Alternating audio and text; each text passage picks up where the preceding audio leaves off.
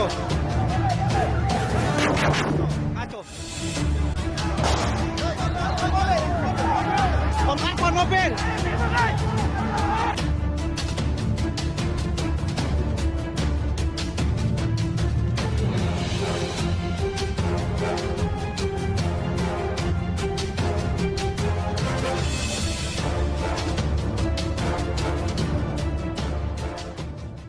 Kính thưa quý vị, thì vừa qua ở phía bên Campuchia trả đũa Thái Lan bằng BM-21, mà trong cái lần đó thì nguyên cả là một cái dạng BM-21 tấn công ở phía Thái Lan cực kỳ rất là nhiều. Và trong cái lần đó ở phía Thái Lan thì lại là mua chuộc được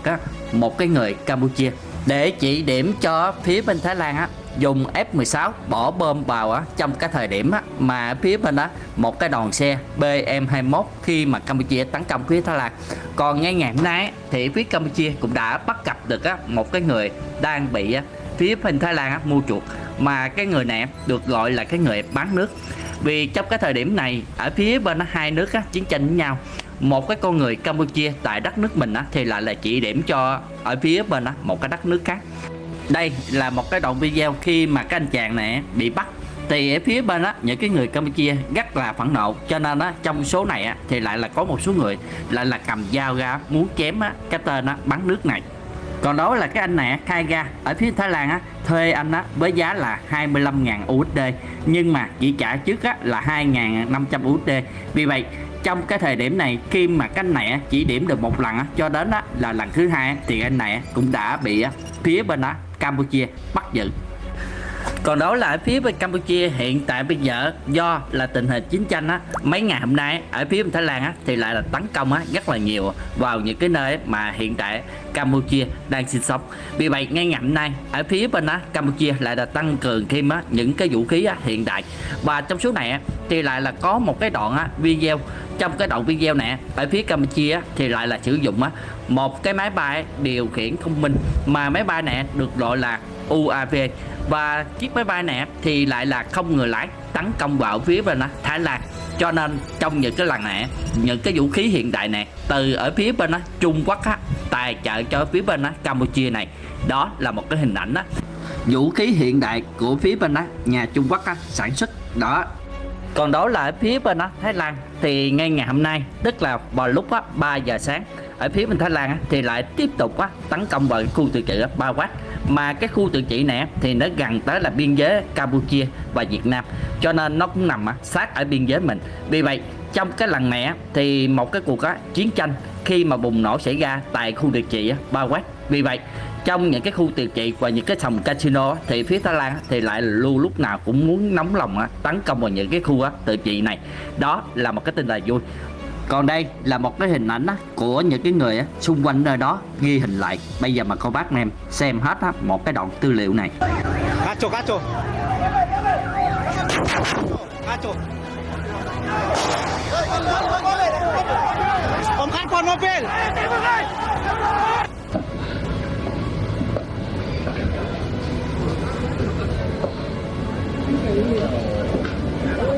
Ủa sao có người trong đấy nhở? Liệu có người không? Mọi hôm em thấy có người ở trong đấy mà cháu không biết có chạy gì đâu đấy. Đồ trong đấy, bình ga các thứ đó. Có người, hình như có người hay sao ấy. Không chạy được. Ê, chị nghe thấy tiếng kêu gì không? Chị nghe thấy tiếng kêu không? Sợ đấy.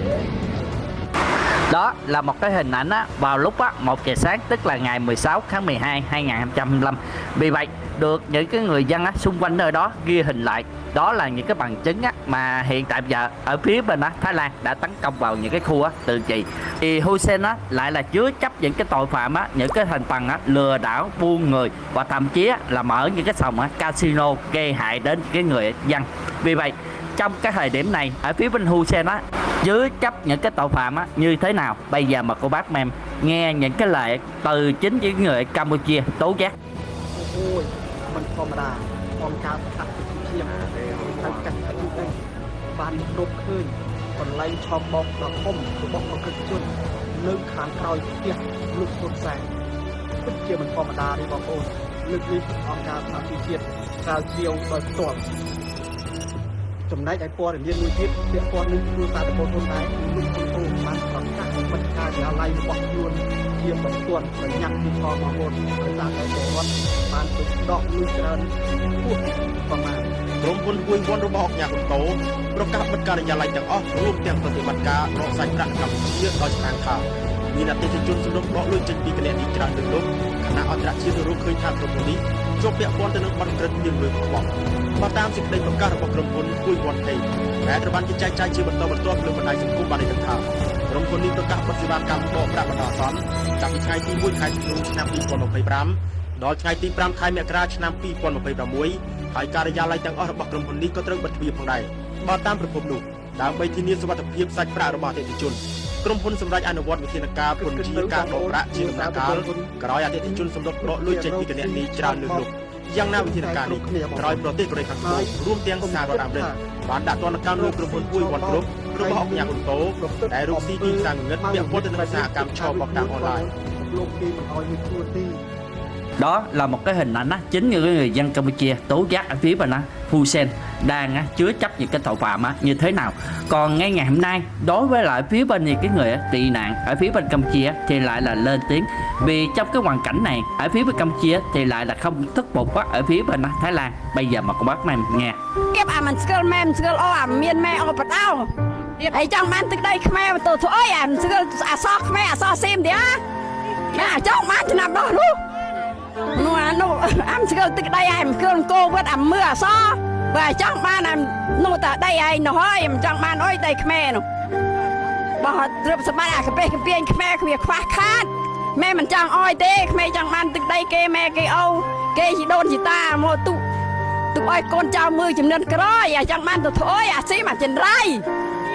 người ta cứ quạt khăng khăng á bọn bọn nó kia chơi là nhua mót móng á chơi là nhua mót móng á mà cụ quái chơi cái mà chơi kiểu con hai cái chưa khô mà cho xiêm chập là liên hẹn hồi đi từ đây không ai nô pê lê đó chập cầm lăng rồi rừng mâm không ai dương chui cái chặt à không xiêm mọi ngấp tranh bị đây không ai cóគ្នាខ្ញុំទូហើយឥឡូវខ្ញុំបែកគ្រូសាហើយម៉ាក់ខ្ញុំក៏ទៅផ្សេងខ្ញុំក៏ទៅផ្សេងបងខ្ញុំក៏ទៅផ្សេងដល់សារតែខ្ញុំមករៀនឥឡូវដឹងមិនទេហើយក៏ជូនពរដល់បងបងព្រះកំតបជោគជ័យទាំងអស់គ្នាវាបំពេញយើងសពគ្រប់ Chuột bỏ chạy ngay từ giây đầu tiên, nhà sạch không còn lo nữa nha anh chị. Nhất là nhà anh chị mà có nhà kho hay chứa đồ đạc, chúng hay cắn phá đồ nè, phá dây điện nè ha. Tha rác về nhà để lại khắp nơi cái mùi khác. បងប្អូននៅខាងខ្ញុំនៅខាងអូជ្រៅនៅខាងប្រទីមានជ័យនៅខាងភូមិយ៉នពីមុនបាញ់គ្នាពីម្ដងអត់ដែលលឺសលេងទេឥឡូវលឺសលេងខ្លាំងមែនតើលឺសលេងខ្លាំងក្រកភ្លើងធំចឹងបងប្អូនអរគ្នាលឺសូនឡើង4 5ដងដឹងមកដល់នេះហ្មងពីមុនបាញ់គ្នា3 4ដងអត់ដែលលឺទេសំឡេងអូខ្ញុំលោកព្រឺសម្បល់អស់បងប្អូនអរគ្នា Còn điều đặc biệt hơn nữa thì ở phía bên Campuchia thì một số người họ đã bắt đầu lên tiếng về những cái hành vi ở phía bên Hun Sen làm ảnh hưởng đến đất nước, ảnh hưởng tới là những cái người dân ở phía bên Campuchia. ប្រយ័ត្នចាញ់បោកខ្មាំងសត្រូវយើងណាបងប្អូនប្រយ័ត្នចាញ់បោកគេបំបែកបំបាក់ការសាមគ្គីរបស់ប្រជាជនយើងណាបងប្អូនបើសិនជាមានទំនិញឡើងថ្លៃខុសប្រក្រតីថតបង្ហោះមកផុសតាំងមកឲ្យច្បាស់សមត្ថកិច្ចចុះទៅដោះស្រាយដោះក្អែលពួកហ្នឹងបើមានផុសតាំងជាក់ច្បាស់ណាកុំថតបង្ហោះអីកុំសរសេរបង្ហោះអីអាចនឹងមានជនជាតិថៃវាឆ្លៀតឱកាសពេលហ្នឹងបំបែកបំបាក់ផ្ទៃក្នុងរបស់យើងទៀតវាចាក់ឲ្យយើងឆ្លោះគ្នាណាបើមានផុសតាំងច្បាស់លាស់រូបថតវីដេអូបង្ហោះមកបង្ហាញមកកុំជាយាមសរសេរផុសលើ Facebook បណ្ដាញសង្គមផ្សេងវាអត់មានផលចំណេញឲ្យយើងទេបើសិនជាមានផុសតាំងថតបង្ហោះមកមួយឲ្យច្បាស់មួយបើសិនជាមានមែនណាបងប្អូនទំនិញឡើងថ្លៃខុសប្រក្រតីឬមួយក៏តាក់ស៊ីជាដើមខ្ញុំឃើញប្រហែលថ្ងៃហ្នឹងអារឿងចឹងថតបង្ហោះមកបងសមត្ថកិច្ចចុះទៅដោះស្រាយចុះទៅដោះក្អែលពួកនឹងចេញពួកនេះកេងចំណេញឆក់ឱកាសពេលប្រទេសមានសង្គ្រាមវឹកចឹងពួកហ្នឹងគឺជាជនឆ្លៀតឱកាសចឹងសមត្ថកិច្ចគាត់មានវិធានការក្នុងការដោះស្រាយពួកហ្នឹងហើយបើមានផុសតាំងថតបង្ហោះមកបងគុំសរសេរផុសចឹងវាអាចជនឆ្លៀតឱកាសបំបែកបំបាក់ផ្ទៃក្នុងយើងទៀតឲ្យយើងឆ្លោះគ្នានេះចឹងមានផុសតាំងបង្ហោះមកគុំ បំពុលវាអាចនឹងយកឆ្លៀតអាការបន្តិចទោះតែយើងគិតថាមើលមិនឃើញហ្នឹងវាតិចតិចមែនក៏ប៉ុន្តែវាជាយើងយកអាហ្នឹងយកទៅចាក់ហើយយើងឆ្លោះគ្នានេះអានេះជាការបំបែកបំបាក់ផ្ទៃក្នុងប្រជាជនយើងណាការសាមគ្គីរបស់យើងដឹងហើយថាពេលនេះយើងកំពុងតែត្រូវការកម្លាំងសាមគ្គីប្រជាជនជាមួយរដ្ឋាភិបាលតែប្រយ័ត្នចាញ់បោកគេណាបងប្អូនក៏ដោយជួបផ្ទាល់ក៏ដោយកុំសរសេរផុសបើសិនជាអាចថតជាคลิปឬមួយក៏ជាវីដេអូបង្ហោះមកអានេះខ្ញុំសូមផ្ដាំណាប្រយ័ត្នបែកបាក់ការសាមគ្គីរបស់ប្រជាជនយើងណាបងប្អូនកុំឲ្យចាញ់ល្បិចកលល្បិចរបស់សត្រូវយើងណាឃើញមិនតិចបន្តួចមែនក៏ប៉ុន្តែវាជាកម្លាំងមួយការសាមគ្គីណាបងប្អូនសំខាន់ណាស់ណាប្រទេសមួយបើសិនជារួមគ្នាសាមគ្គីចង់អ្នកឯងមានប្រជាជនចង់អ្នកឯងមានអីប្រមាណដល់ឲ្យតែចិត្តយើងមួយរួមផ្លុងជាមួយតែមួយរួមគ្នានេះរឿងដូចជាថ្មអញ្ចឹងតែបើសិនជាយើងចិត្តយើងបែកខ្ញាយគ្នានេះគេនឹងលេបត្របាក់យើង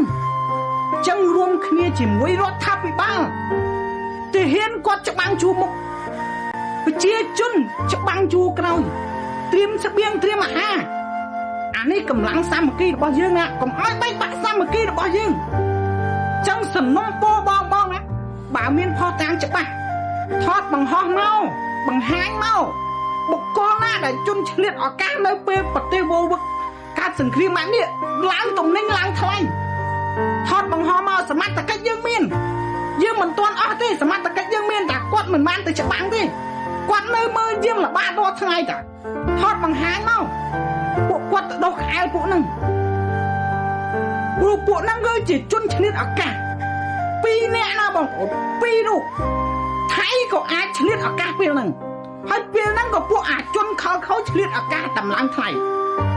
ពីមុខហ្នឹងចឹងមានផុសតាមបង្ហោះមកបងប្អូនណាសូមអរគុណបងប្អូនហើយសូមផ្ដាំណាបើមានផុសតាមថតបង្ហាញមកឲ្យគេទៅដោះស្រាយបងប្អូនណាអរគុណជំរាបលានឹងឯកម្ពុជាវៀតណាមសាមគ្គីនឹងឯកម្ពុជាវៀតណាមជាមិត្តម៉ឺនឆ្នាំមើលទៅអស់លោកដែលគ្រប់គ្រងគណៈបកប្រជាជនហើយតែងតែដឹងគុណយួនថាជាអ្នកមានគុណមករំដោះប្រជាពលរដ្ឋខ្មែរចេញពីរបបបល្ល័ង្កពូជសាសន៍ប៉ុលពតឥឡូវមើលពីសារធាតុអាយួននឹងទៅរដ្ឋមន្ត្រីការបរទេសវៀតណាមបានកោះហៅរដ្ឋមន្ត្រីការបរទេសថៃទៅពិភាក្សាគ្នានៅទីក្រុងហាណូយស្របពេលដែលថៃនឹងកំពុងតែបើកការឈ្លានពានមកលើប្រទេសកម្ពុជាទាំងកំរោលគួរណាស់តែរដ្ឋមន្ត្រីការបរទេសវៀតណាមហ្នឹងចេញសេចក្តីថ្លែងការណ៍កោតទោសថៃរឿងបើកការឈ្លានពានមកលើទឹកដីកម្ពុជាក្នុងនាមជាមិត្តម៉ឺនឆ្នាំ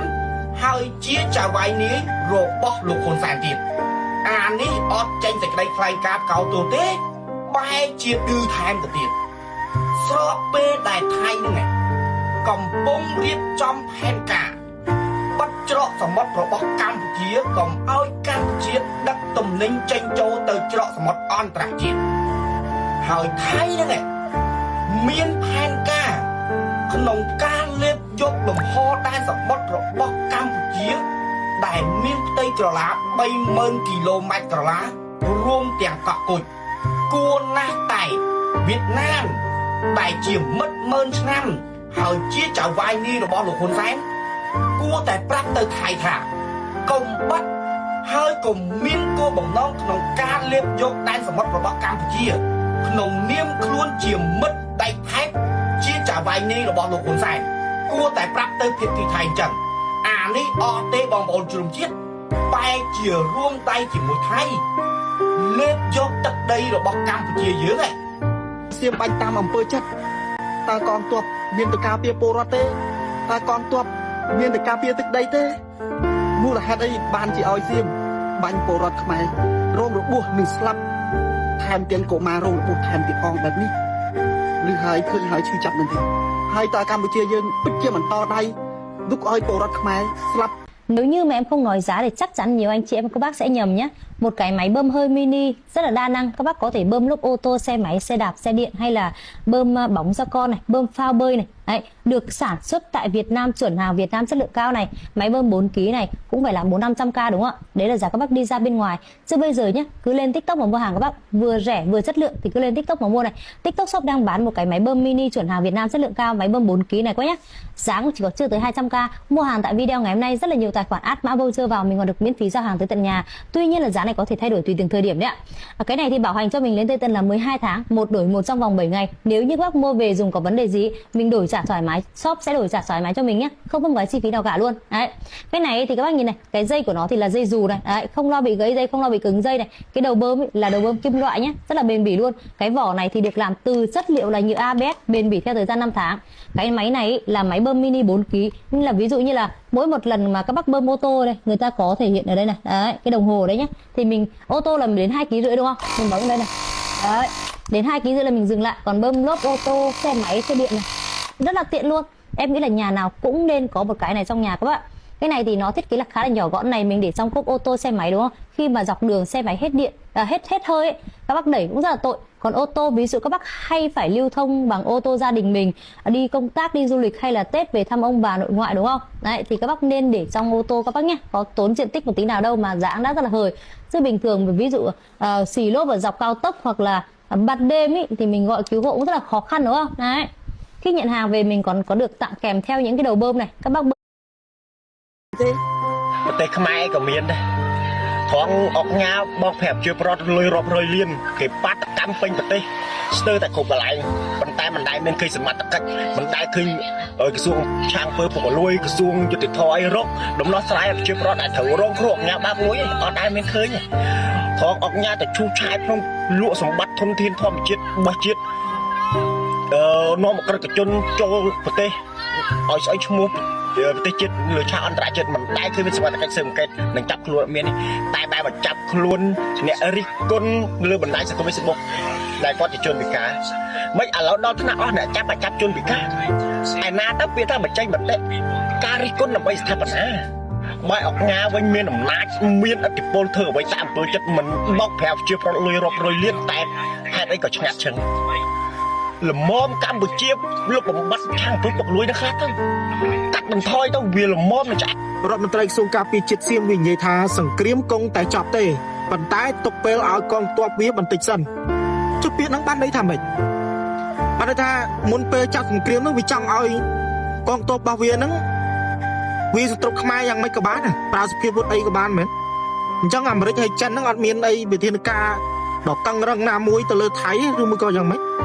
បាទបានจะឲ្យថៃនិយាយបែបហ្នឹងវាចប់ចង់មិនចប់បាទចង់មិនថាសិទ្ធិអំណាចនៅលើទាហានរបស់វានៅលើកងទ័ពរបស់វាឬមួយក៏យ៉ាងម៉េចបងប្អូនបាទកងទ័ពរបស់វាសុំពេលបន្តិចសិនដើម្បីវាខ្មែរតាមចិត្តឬមួយក៏មិនអាមេរិកអត់មានវិធានការឬមួយក៏ចិនអត់មានវិធានការអីណាមួយតឹងរឹងទៅលើថៃក៏ដូចជាដាក់សម្ពាធណាមួយទៅលើសៀមក៏ដូចទៅលើក្រសួងនៃពាក់ព័ន្ធនៃកងទ័ពសៀមនោះបងបាទតែវានិយាយចឹងគឺបានន័យថាវាចង់ធ្វើអីស្រេចនឹងចិត្តកងទ័ពហ្នឹងមានប្រទេសណាដែលគេបណ្ដោយគ្មានរដ្ឋាភិបាលណាដែលគេបណ្ដោយឲ្យបរទេសជិតខាងមកបាញ់ប្រជាពលរដ្ឋឯងងាយអញ្ចឹងទេអត់ទេគេមិនដែលអនុញ្ញាតឲ្យធ្វើបែបហ្នឹងសោះឡើយនៅលើពិភពលោកនេះពីព្រោះនោះគឺជាការប្រមាថធំមកលើជាតិសាសន៍របស់យើងគេប្រមាថប៉ុណ្ណឹងហើយធ្វើបង្អើយដើម្បីអីដើម្បីសន្តិភាពគាត់សួរហ៊ុនសែនគាត់សួរថាឥឡូវជ្រើសរើសយកសង្គ្រាមឬសន្តិភាពខ្ញុំមិនដឹងថាអសន្តិភាពគាត់និយាយនោះវាស្អីគេបើសម្រាប់ប្រជាពលរដ្ឋខ្មែរនៅលើទឹកដីខ្មែរមិនហ៊ានប្តឹងទៅតុលាការអន្តរជាតិហើយទៅឲ្យប្រជាពលរដ្ឋខ្មែរដើរតាមគាត់ជ្រើសរើសសន្តិភាពអីគេថ្ងៃនេះគេបាញ់ស្លាប់ម្នាក់ប្រហែលថ្ងៃមុនគេបាញ់ស្លាប់ម្នាក់របួស3នាក់យ៉ាងតិចគេរំលោភថ្ងៃក្រោយយ៉ាងម៉េចទៀតហើយពីមុនណាគេធ្វើបាបយើងក្នុងរឿងបែបហ្នឹងច្រើនណាស់ប៉ុន្តែវាមិនផ្ទុះចេញដោយសារតែស្ថានភាពពេលហ្នឹងវាមិនក៏ក្រាក់ដូចឥឡូវដល់ក៏ក្រាក់ដូចឥឡូវទៅវាផ្ទុះចេញដាំបាយមិនទាន់បានហូបផងមិនទាន់បានភ្លុកបាយផងទឹមតែក្លិនទឹមតែធំក្លិនបាយ គេចូលមកសម្លាប់ដល់ផ្ទះប៉ុណ្ណឹងហើយរដ្ឋាភិបាលក្រុមគ្រួសារហ៊ុនដេកឲ្យទៅជាធ្វើបង្ងើយហ៊ុនសែនចេញមកថ្លែងគាត់ថ្លែងអំពីការបង្កើតក្រុមហ៊ុនផលិតអាវក្រោះយ៉ាងក្អាកក្អាយញញញែមទៀតអត់ខ្វល់មកចាំអ្នកខមមិនតាម Facebook ដាក់ពុកចាប់អ្នកខមមិនដាក់គុកទៅទៀតអានេះគឺជាបញ្ហាធំណាបងប្អូនបើយើងពិនិត្យផ្លូវចិត្តមួយនេះណាបញ្ហានេះមិនមែនតូចតាចទេណាធំអញ្ចឹងជាពេលវេលាដែលបងប្អូនត្រូវជ្រើសរើសរដ្ឋាភិបាលប្រភេទហ្នឹងនេះគេមកសម្លាប់ប្រជាពលរដ្ឋខ្មែរលើទឹកដីហើយសើចកើតណាញញញែមកើតណាសើចក៏ក្អាក់ណាហ៊ុនសែនហ្នឹងធ្វើដូចមិនដឹងណាហើយស្អីណាសុទ្ធតែយុទ្ធសាស្ត្រស្ងៀមតែមិនស្ងាត់ស្ងៀមអីគេមិនស្ងាត់អីគេចូលបាញ់ប្រជាពលរដ្ឋខ្មែរនៅលើទឹកដីខ្មែរហ្នឹងមិនហ៊ានប្តឹងផងចាញ់មុនពេកផងក៏ចេះដាក់វាបណ្ដោះគេធ្វើបាបប្រជាពលរដ្ឋខ្មែរយើងធ្វើបាបនៅលើទឹកដីយើងមិនមែនទឹកដីគេទេណាលើទឹកដីយើងណាបើថាយើងនៅលើទឹកដីគេខុសច្បាប់ទៅអាហ្នឹងយើងថាយើងចូលទឹកដីគេខុសច្បាប់តែនេះលើទឹកដីយើងលើផ្ទះប្រជាពលរដ្ឋខ្មែរក្នុងផ្ទះប្រជាពលរដ្ឋខ្មែរណាមិនមែនលើទឹកដីចំនួននៅតាមវាលស្រែឬនៅទឹកដីក្នុងព្រៃដែលមិនអាចស្រេចឯណាក្នុងផ្ទះប្រជាពលរដ្ឋខ្មែរណាហើយតើថៃឯណាឲ្យប្រជាពលរដ្ឋខ្មែរទៅសង់ផ្ទះលើទឹកដីថៃណោះហើយហ៊ុនសែនទៅថ្លែងធ្វើក្អាកក្អាយធ្វើបង្ងើយសបាយទៀតសបាយនឹងរឿងអក្រិតកម្មឆ្លងដែនរបស់ពួកគាត់ទៀតប្រមូលលុយទៀតបង្កើតអាក្រុមហ៊ុនស្អីផលិតអាវក្រោះអ្នកណាទិញអាវក្រោះហ៊ុនសែនមកបោកសុទ្ធណាក្រុមហ៊ុនបោកណាក្រុមហ៊ុនបោកធ្វើដើម្បីលាងលុយកខ្វក់ទេក្រុមហ៊ុនហ្នឹងធ្វើដើម្បីលាងលុយកខ្វក់ទេដូច្នេះខ្ញុំចង់បញ្ជាក់ជូនបងប្អូនថានៅពេលនេះបងប្អូនពិចារណាជ្រើសរើសរដ្ឋាភិបាលក្រុមគ្រួសារហ៊ុននឹងចោលមកសៀនសុទ្ធមិនអាចដឹកជាមួយបានទេក្រៅតែពីគេធ្វើបាបក្រៅតែពីគេសម្លាប់ក្រុមគ្រួសារហ៊ុននឹងធ្វើបាបថែមសម្លាប់ថែមRồi, đó là những cái tiếng nói từ chính những người dân Campuchia trong cái lãnh thổ đất nước mình. Mà vốn là Hun Sen là một cái người lãnh đạo không ra vẻ thì làm ảnh hưởng tới là đất nước mình và thậm chí là tới những cái người dân ở phía bên Campuchia mình. Rồi, video của em đến đây cũng kết thúc tại đây. Mong mọi người cảm thấy cái video này nhớ like và chia sẻ, đăng ký kênh để theo dõi những video mới nhất của em mọi người. Xin hỏi ăn gì có thể đuổi trĩ? Một thìa nước mắm trước khi ngủ, đánh bay bệnh trĩ thật sự rất đơn giản. Gia đình nào có nước mắm hãy lưu ý, tôi dạy bạn một chiêu, đảm bảo vấn đề trĩ của bạn biến mất hoàn toàn, cả đời không tái phát. Dù bạn bị trĩ bao lâu rồi, cũng không kể bạn bị trĩ mức độ nào, đừng lo lắng. Hôm nay tôi dạy bạn một phương pháp khỏi hẳn trong 3 ngày. Nếu tôi nói dối, tôi thề sẽ bị trời tru đất diệt, bị sét đánh cháy giòn tan, hồn tan phách tán, tổ tiên 18 đời nhảy ra khỏi mộ không yên.